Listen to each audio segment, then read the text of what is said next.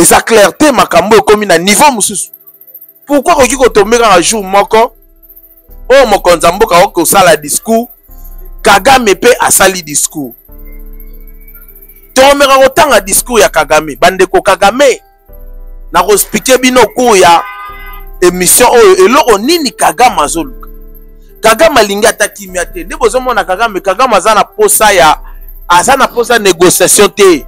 Souci ya Kagame eza bandaki kokana na tango ya Kabila le père kino lelo azwa kaka ndambu ya mabele ya RDC notamment côté à partie est. Faut te comprendre Kagame azana posa kimia te. Attaquer ba sud-africain. Kagame attaquer ba sud-africain. Aïbisi ba sud-africain, si l'Afrique du Sud veut contribuer à des solutions pacifiques, c'est très bien, mais elle ne peut en mesure d'assumer le rôle de médiateur. Kagame a commis qu'on peut sa injection en Afrique du Sud, Afrique du Sud, ce qui a lingi à contribuer à Makambo, à la neutre, à la médiateur. Ça veut dire, Afrique du Sud a le droit à condamner Kagame. Pourquoi? Pour nous, Kagame a luka likam. Kagame a posa likam. À quel sous plus loin pour nous menacer les Sud-Africains? Kagame makasi ngozo zwangwa. Hein? Faut te fungola misu ba Congolais. Kagame lobby.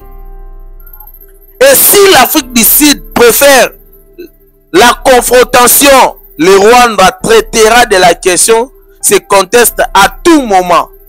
Nabandeli yango. Kagame lobby. Et si l'Afrique du Sud préfère la confrontation, le Rwanda traitera la question dans ce contexte à tout moment. Donc ça veut dire Kagame a commis à niveau faire face na Afrique du Sud. Azui makasa ngo wapi, azui minduki ngo wapi, a commis pour ndenge nini. Ce que ça ba occidentaux te, ce que ça te ba nzoko be les femmes ba bombani na simaye. Alors ce que Afrique du Sud, ça veut dire ce que Afrique du Sud a côté li RDC, Kagame lobi a kobunda na Afrique du Sud. Pourquoi tu se poser la question? Pourquoi Kagame azoboya to négocier na Angola? Tu sais qui n'a pas 6 na Angola. Kagame aboya Angola, Kagame akatimba ngwabito kende na Kenya. Bande ko to réfléchir, to imaginer.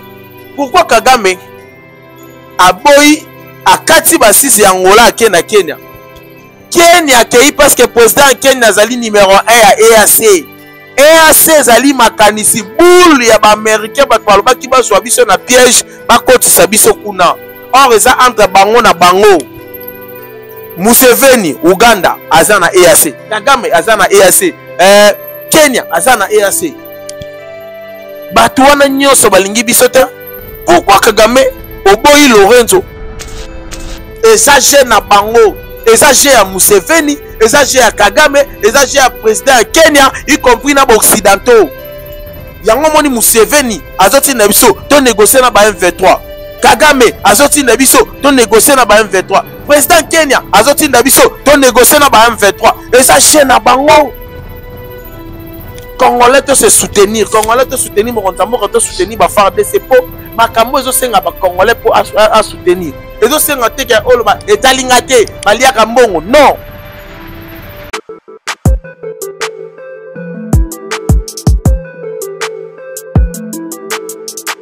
Voilà, mbote bana mboka, mbote balandi ya Eko de Kinshasa, mbote na bino nyonso tout fidèle téléspectateur, chers internautes, bato botala rabiso, merci.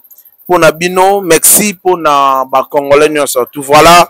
Tozo pesa bino information concernant la situation ya mboka au tozo lexa na République démocratique du Congo, notamment na mukolo ya lelo makambo tozo lekisa ba moment tozo lexa on tolongaki lelo to meka ko partager na bino. Voilà.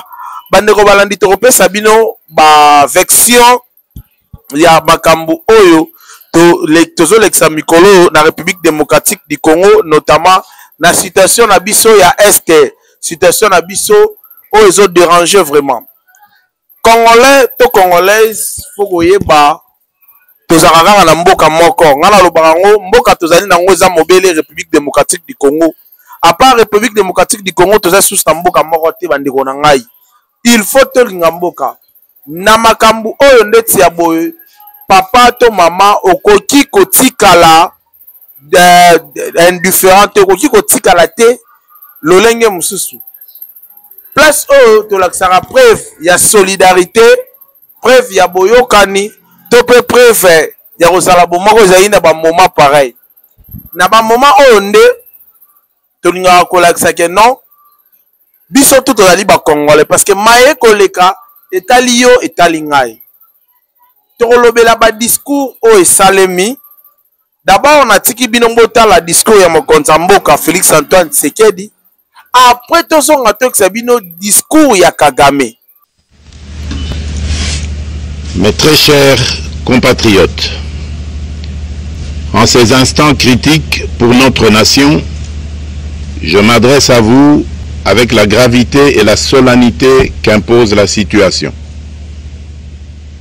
L'Est de notre pays, en particulier les provinces du Nord Kivu, du Sud Kivu et de l'Ituri, fait face à une aggravation sans précédent de la situation sécuritaire. Les forces de défense du Rwanda, en soutien de leurs marionnettes du M23, poursuivent leur entreprise terroriste sur notre territoire, semant la terreur et la désolation parmi nos populations. Je partage avec vous la douleur et l'indignation face à ces attaques barbares. Ces actes ne sont pas seulement une attaque contre la République, mais une offense à l'histoire et à la dignité de notre peuple. En ces moments difficiles, je vous appelle à la résilience et surtout à la résistance. Face à cette situation, permettez-moi de vous rassurer. Une riposte vigoureuse et coordonnée contre ces terroristes et leurs parrains est en cours. Nos vaillantes forces armées de la République démocratique du Congo, symboles de courage et de patriotisme, sont pleinement mobilisées, prêtes à défendre chaque centimètre de notre territoire. J'ai personnellement convoqué et présidé des réunions de crise avec une équipe restreinte du gouvernement, le haut commandement militaire ainsi qu'une réunion interinstitutionnelle afin d'évaluer les récents développements de la situation et de lever les options pour repousser les agresseurs et reconquérir chaque parcelle de notre territoire. À cet effet, j'ai nommé ce 28 janvier le général-major Évariste Somo Kakule au poste de gouverneur militaire du Nord Kivu pour renforcer la coordination des opérations militaires et restaurer l'autorité de l'État.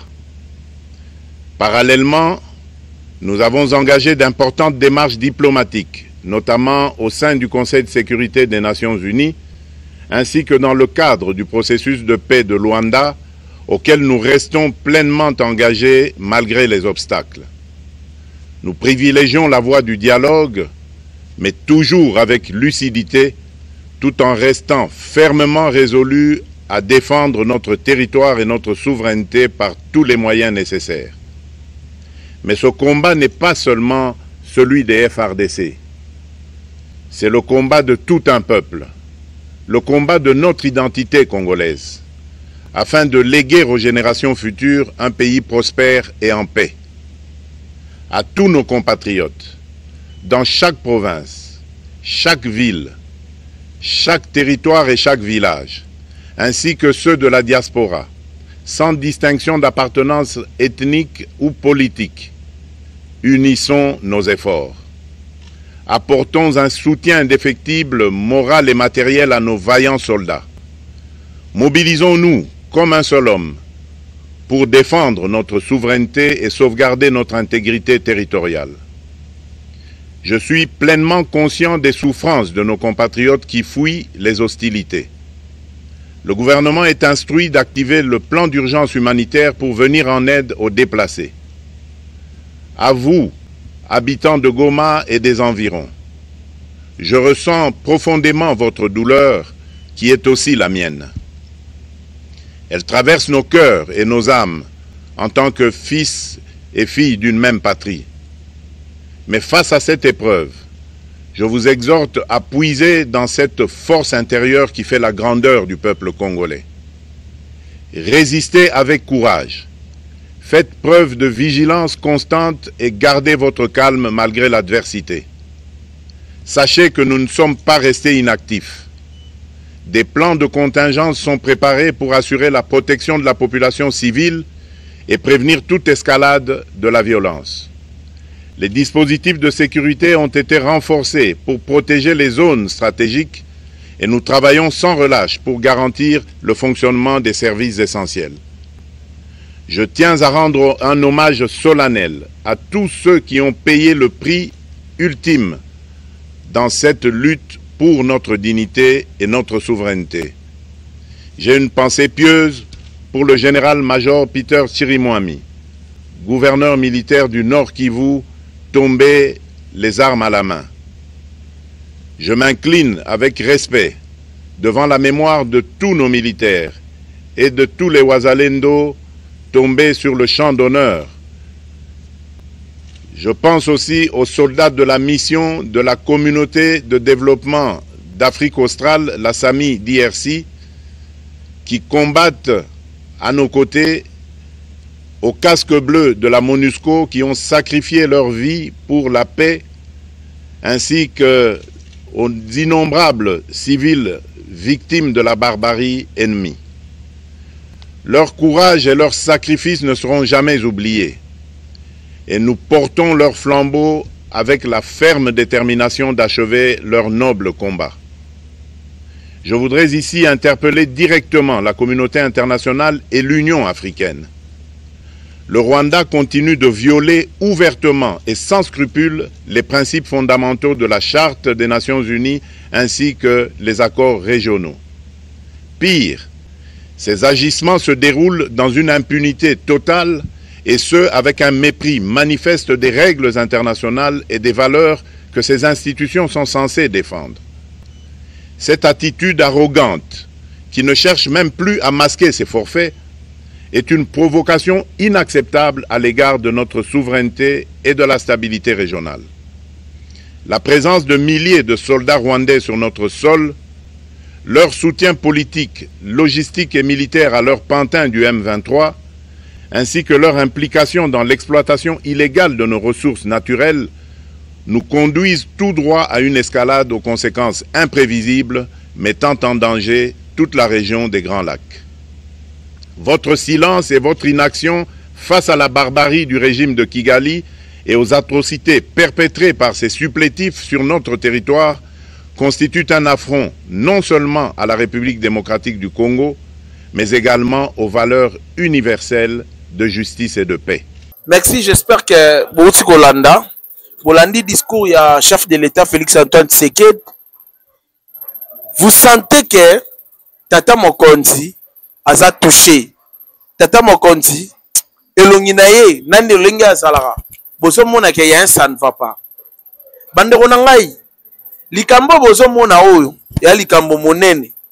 Likambo yo etali kaka Tata Mokonzi te. Metali congolais nyoso bande konangai to fungola misu eza place o to relaxa preuve ya amour to relaxa preuve ya patriotisme to relaxa preuve ya bomoko bolo bateke non likambo etali ba politicien po bango bat baliaka mbongo l'état etali bango bat bakendaka na ba parlement te etali biso nyonso tu pe bato bazo kufa wana ezali juste eza ba population bazo kufa eza ba ministre te eza ba député te eza ba sénateur te eza biso police ba population na ba mapinga eza biso population na ba mapinga na ba ndeko na biso o bazo kufa bazo perdre ba vie na bango.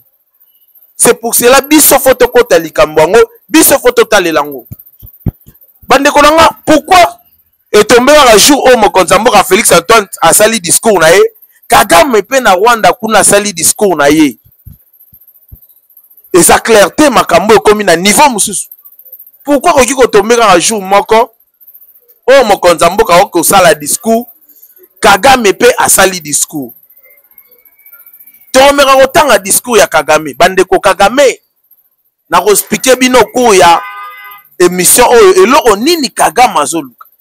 Kagame alingi atakimi ate nde bozomona Kagame azana posa ya azana posa négociation te Souci ya Kagame eza banda ki kokana na tango ya Kabila le père kino lelo azwa kaka ndambu ya mabele ya RDC notamment côté à partie est. Faut te comprendre Kagame aza na posa kimia te.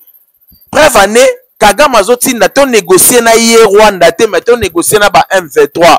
Eza cop na bango basali. Ba M23 bazolinga nini?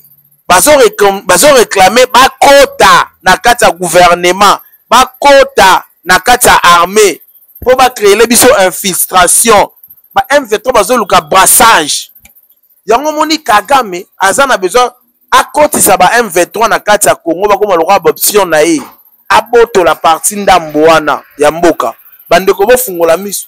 Totanga nini Kagame alingi? Parce que makambo nga na molo roi ekomi trop c'est trop. Ebele ba ko comprendre te. Ebele ba so comprendre te. En bref, ozaki discours ya Kagame asaki na mokolo ya lobi. Kagame alobi boy.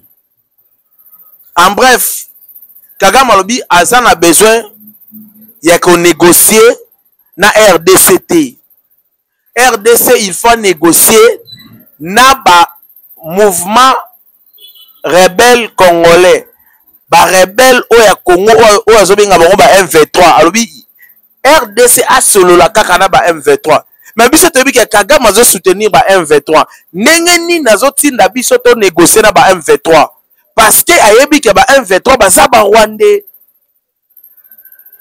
Na koya au cours émission ko betela bino comment est-ce que ba M23 ba mascara ba kosa bazwa Corneille nanga ba chaye liboso bazongi sima. M23 baza ba Rwandais bazolinga ba infiltrer biso bazolinga ba kota na kati tina capitale.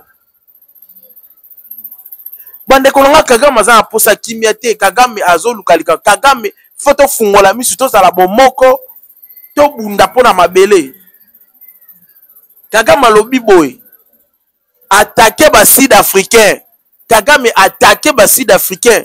Ayebiso ba Sud-Africain, si l'Afrique du Sud veut contribuer à des solutions pacifiques, c'est très bien, mais elle ne peut en mesure d'assumer le rôle de médiateur. Kagame a commis qu'on peut sa injection en Afrique du Sud, Afrique du Sud, ce qui a lingi a contribué à Makambo, à la neutre, à la médiateur. Ça veut dire, Afrique du Sud a le droit de condamner Kagame. Pourquoi? Pour nous, Kagame a lukalikam. Kagame a posa likam. Donc, Afrique du Sud attaque Kagame a condamné, à la médiateur, à la humilié. Mais biso le soutenir que Kagame a mabe, Kagame a soutenir M23. Kagame est égal à M23. À quel sous plus loin pour na menacer les Sud-Africains? Kagame makasi ngozo zwangwa. Hein? Faut te fungola misu ba Congolais. Kagame alobi. Et si l'Afrique du Sud préfère la confrontation, le Rwanda traitera de la question, se conteste à tout moment. Nabandeli yango Kagame alobi. Et si l'Afrique du Sud préfère la confrontation, le Rwanda traitera la question dans ce contexte à tout moment. Donc ça veut dire Kagame a commis à niveau faire face na Afrique du Sud. Azui makasa ngo wapi, azui minduki ngo wapi, a commis pour ndenge nini. Soki za ba occidentaux te, soki za te ba nzoko be éléphant ba bombani na simaye. Alobi soki Afrique du Sud. Donc ça veut dire soki Afrique du Sud a côté li RDC, Kagame alobi akobunda na Afrique du Sud. Alobi yango ceux qui Afrique du Sud à côté de RDC akobunda na Afrique du Sud. Donc Kagame aza ko menacer Angola na Afrique du Sud parce que à comprendre que Angola na Afrique du Sud baza ko condamner ye. Bande ko na ngai boyo ke la occidentaux wana mawate boyo ke la bango mawate baza batu mabe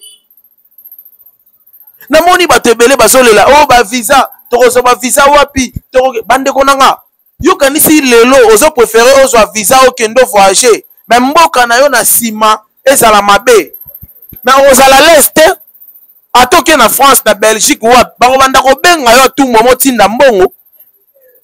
Donc yo zo préférer ozo visa okende na yo France to Belgique to Allemagne mais awa na mboka na passe ezali bande kono bazo kufa mais à tout moment on va recevoir appel tant midi pourquoi mais ceux qui pour komi kuna ko tshaka batu na liste noire te ko tshaka batu na répondeur te po yo banda ko lela Congo ekufa Congo ezalaka bongo yo o voyager basa bata ko côté la te ba occidentaux na bango basa pembeni ya Kagame bande ko langa ba américain bazo luka montagne ya mbongo moko boy na matière bayebi ke bakozwela ngo na République démocratique du Congo yango moni bazo alimenter loko bazo soutenir Kagame yango le président Félix Antoine Tshisekedi azaka na soutien ya biso ba congolais azaka na lisungi pe azana posa ya force ya biso ba congolais.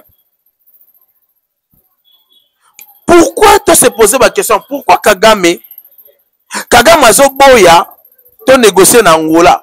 Tu sais qui na ba 6 na Angola.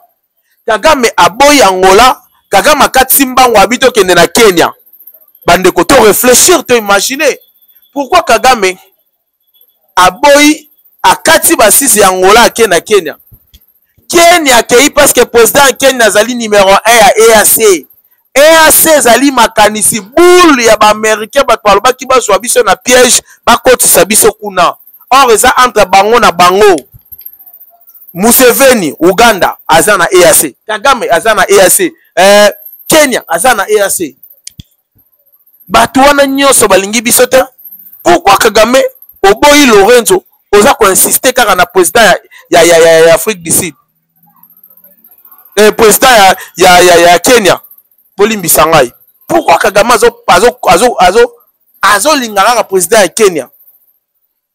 Parce que ayebi que Kenya est égal à ba américain. Et ba américain est égal à Kagame. Bango na cercle na bango wana.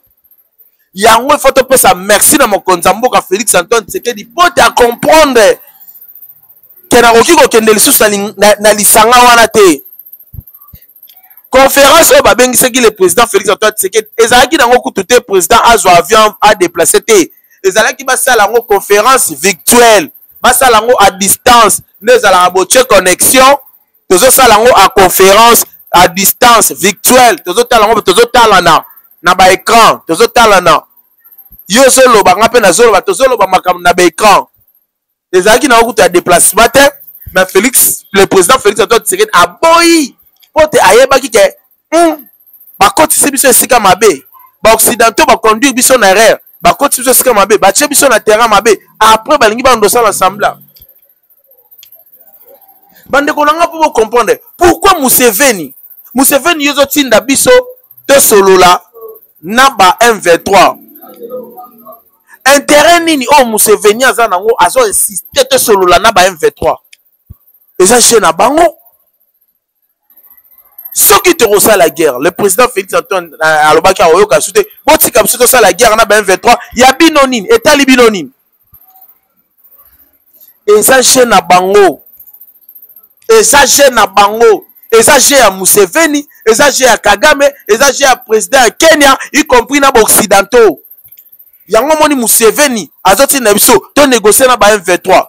Kagame azoti na biso to négocier na ba M23. Président Kenya azoti na biso to négocier na ba M23. Et ça chaîne na bango. Congolais to se soutenir, Congolais to soutenir mokonzambo to soutenir ba FARDC c'est po makambo ezo senga ba Congolais pour à soutenir. Ezo senga te ke oloba etalinga te baliaka mbongo. Non. Il faut to boya likambo tel yango un peuple soudé, une population soudée unie. Monguni en kota te. Ce qui monguni en kota pour tous séparer, pour tous diviser. Et l'okoyo bande konanga e banda likolo ya minéré. Nyonso bozo mona e banda likolo ya minéré. Ce qui boza ko se souvenir likambu ya raffinerie ya mine na Congo na Rwanda. Tant le président Félix Antoine Tshisekedi a akati yango. Ne place Kagame bandaki ko silika yango wana directement à la musi ko soutenir ba M23.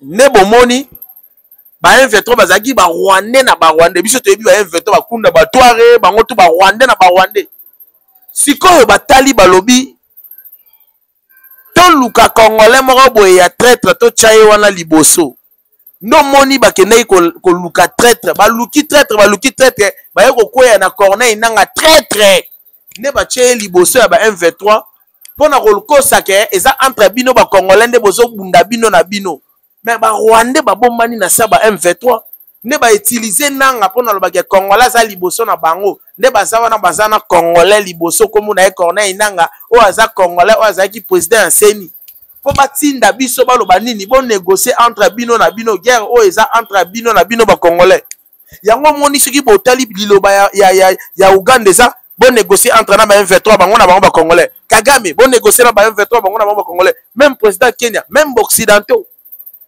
ba yebi eloko ba sali ba jouer na jeu bango baza na posa kimia te baza na posa ko diviser Congo ya ko déstabiliser Congo ya ko yiba source ya Congo yango il faut te se soutenir mwana mboka telema ozali diaspora tika ko finga bakonza mboka na moment oyo tala bandeko na yo o tika na Congo tala famille na yo o tika na Congo tala tata na yo tala mwana na yo tika na Congo tala leki na yo eza inutile to finga bakonza mboka to c'est déjà arrivé drame si déjà koi drame si déjà koi likama déjà komi fonde to luka solution to tika ko finga na to luka intérêt ya Congo to sauver na nu Congo au moins la minute tozako opposition eza lisusu te biso tout okomi eloko moko au moins la minute opposant za lisusu te biso tout okomi ba Congolais to bunda pona Congo pour Congo eza menacé parti ya Congo o nzamba pambola eza menacé bandeko na ngai bandeko na biso bazo kufa ba militaire bazo kufa bazo bunda pona ekolo alors tolobi boy Congolais tika kopesa ba information oyo yoki oyebi nga nazo pesa na saluer excellence Patrick Mouyaya ministre na biso ya intérieur papa Jacquemin Sabani ministre na biso ya justice Constant Mutamba ainsi que le président de la République Félix Antoine Tshisekedi na numéro 1 ya ba FARDC oyebi makambo ezo lekanini bazo linga to bapibiyaka ba image plus ya ba Rwandais na ba M23 pour démoraliser ba Congolais bazo linga plus balekisaka bapibiyaka ba image ya ba M23 oh baboteli Goma bazo aéroport pour démoraliser peuple congolais pour lembisa peuple congolais yango moni bakonzi balobaki tokeba na ba publication ya mabe tokeba na virus rwandais parce que à tout moment ceux qui bazo publier ba image oh Rwanda saliboy abotoli Goma aboto et quoi affaiblir ba Congolais ba okoma na ba okoma attristé ba okoma ko banga yango moni bazo telemela ba publication ya ba Rwandais na ba publication ya ni na pesa bino exemple bino tu bozala ndako muta makasi ya liboso ya papa soki mutu mwa ba koti na ndako abeti papa na bino ba yeko pesa bino sango moni kukuna ba beti papa na bino na asir mwana moko to oketele ma okendo bunda bino to bokobanga oui ba beti papa eze loko ba Rwandais ba komi ko sana ba M23 ba komi ko utiliser ba média ebele po ba publier que ba botoli Rwanda ba botoli Goma ba botoli aéroport ba botoli RTNC bazoya bazo poussera na Bukavu po ba bangisa ba Congolais ba kima ba Congolais ba lenga Metoze Sabino bitumbezali félicitations na ba wazalendo ba groupe local ba wazalendo na so ba komi 4-5 More Rosalabia ba wazalendo ce sont des volontaires des Congolais des patriotes oyo ba yokani balingi babundela mboka ba bzimi ndoki babi toko bundela mboka ba wazalendo baza ba FRDC eza ba Congolais lokola ngai na yo baluki moyende nini bazwa mandoki babundela mboka baza contre mboka te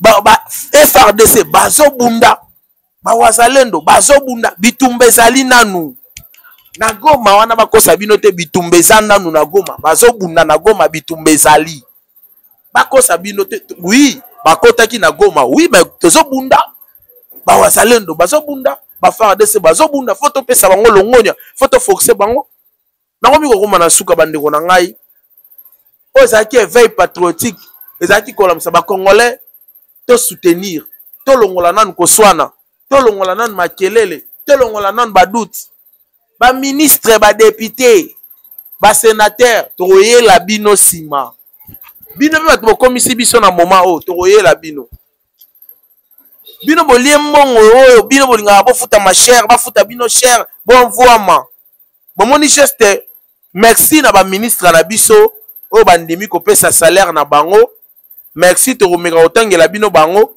quelques ministres oyo bandimi kokaba salaire na bango notamment tomoni ministre na biso ya jeunesse tomoni Constant Mutamba tomoni quelques ministres oyo bandimi kopesa mbongo na bango ya salaire ekende merci merci na bino merci na Moïse qui était derrière la caméra lobi juste roya lobi tokoya ko pesa bino biographie tokolakisa bino makasi ya gouverneur na biso bache déjà kiti na mabele aza kuna akoyi déjà na mabele na Nord Kivu akoti bango na mystique afumi ba monyete gouverneur na biso papa na biso Evariste aza kuna déjà na Nord Kivu. Merci na bino bozaki ebele merci na balandi sango merci na batuto bazaki na kati ko de Kinshasa longonya force ta ba FARDC force ta président Félix Antoine Tshisekedi ensemble tokolonga. Quant à moi je vous dis merci.